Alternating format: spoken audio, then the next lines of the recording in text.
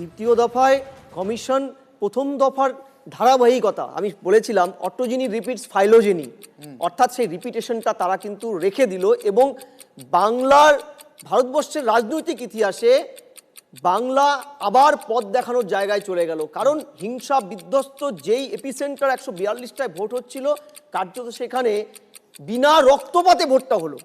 বিক্ষিপ্ত এক দুটো ঘটনা পশ্চিমবঙ্গের রাজনৈতিক হিংসার ইতিহাসে কোনো জায়গা রাখে না। কিন্তু তুমি যে তথ্যটা দেখালে 24-এর নির্বাচনে, আমি শঙ্কুর সাথে এখানে একটা মত যে দেখো এই ধরনের ডেটাগুলো কতগুলো পারিপার্শ্বিক সিচুয়েশনের উপরে ভ্যারি করে। আজকে 26-এর নির্বাচন এবং 24-এর নির্বাচনের দুটো পার্সপেক্টিভের মধ্যে একটা বড় পার্ট হচ্ছে ওটা ছিল কেন্দ্রের সরকার তৈরির একটা লড়াই, এটা রাজ্য অর্থাৎ অনেক বেশি লোকালাইজড। দ্বিতীয়, এখানে অনেক বড় একটা ইস্যু তার মধ্যে ঢুকে গেছে, সেটা হলো এসআইআর।